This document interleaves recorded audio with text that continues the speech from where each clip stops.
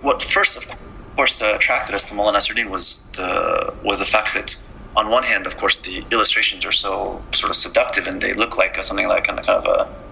It's one of those things where you kind of look at it and you think, why have I not seen this before, or why have I never heard of this before? I mean, they're not just good illustrations. They address also, of course, topics that are as relevant today as they were 100 years ago.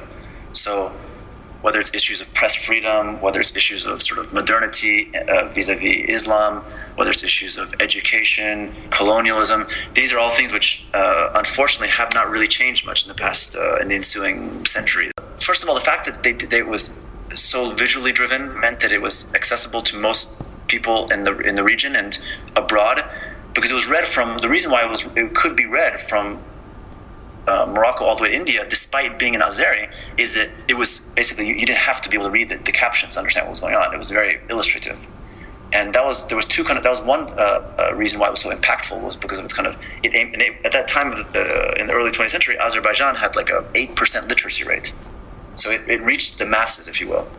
Another thing which was quite crucial in the success of the publication was that it was using the local Azeri language, which might seem obvious, but actually Azeri wasn't considered a kind of language worthy of being printed. It was considered to be a kind of a dialect, I guess, almost like sort of struggles you have for other languages like Welsh or others. It only became a kind of a language in its own right in the mid-20th century, so 20, 30 years later, or at least recognized as such. And all other publications were either written in Istanbuli Turkish, which is kind of the official Turkish, or in Russian. It was not right or left. There was communist publications, there was kind of religious publications. This was kind of striking kind of a triangulation, or if you will, a successful triangulation. It was really kind of critiquing both left and right. They were not advocating apostasy and secularism. They were just, they were basically attacking the kind of the double standard, first of all, towards women. There was in sort of Muslim men who, there's a great illustration in the chapter on women, where the Azeri guy is beating his wife, his Muslim wife, and then in the next image, he's being beaten by his Russian lover. They went for the clergy. They were quite pro-Armenian, which for an Azeri publication, that's unheard of. I mean, the houses of the editors and main writer would be besieged by sort of mobs of people, and they would have to be protected they would actually escape and run into Armenian neighborhoods. For an Azeri to promote sort of Armenians is today still unheard of. I think that the main target of most of the satire is the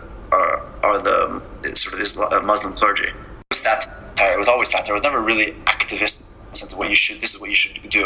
It was always using humor. Molla Nasreddin, the character, he's a super interesting character, basically. He's like kind of, parents tell children stories of Molla Nasreddin, almost like you would tell sort of the sort of Brothers Grimm. There's essentially Molla Nasreddin anecdote, and Molla Nasreddin was a kind of a wise fool, if you will.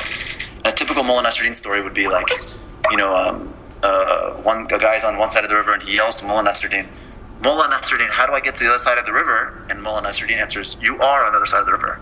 And this kind of like really first-degree humor, behind which there's always kind of sense of allegory and wisdom and these kind of aphorisms. So what's interesting about Molla Nasreddin is he's a transnational character. So you find him in versions of him all the way from Croatia to China. The magazine was extremely influential abroad, right across the border in Iran, even more than it was in Azerbaijan, because 1/3 of Iran is ethnically Azeri, and for them there's no difference between whether it's Soviet Azerbaijan or Iranian Azerbaijan. They're Azeris basically, and the first constitutional revolution, the first time there was ever an elected parliament in all of Asia was in 1906, between 1906 and 1910 in Iran, was called the Iranian Constitutional Revolution. And this constitutional revolution was highly influenced by Molla Nasreddin. The leaders of the 1906-1910 Constitutional Revolution were Azeris themselves. There were two gentlemen called Sattar Khan and Bagher Khan. They essentially saw the kind of the kindred spirit in Molla Nasreddin and began to first of all publish a magazine that was highly influential in Iran called Surah Esrafil, and they openly acknowledged that it was Molla Nasreddin which led them to do this publication. And Molla Nasreddin's kind of readership always showed much more readers in Iran. Second, I think an important factor is that we, contrary to what people believe in this kind of monolithic view of Islam, Azerbaijan gave women the right to vote before either the UK or the US. And that, I think that another thing that was quite progressive about the magazine was its kind of, let's say, its views on emancipation of women. And that, I think you could argue that was quite, it did definitely help to bring that about. I think Azerbaijan, women were given the right to vote in Azerbaijan in 1918.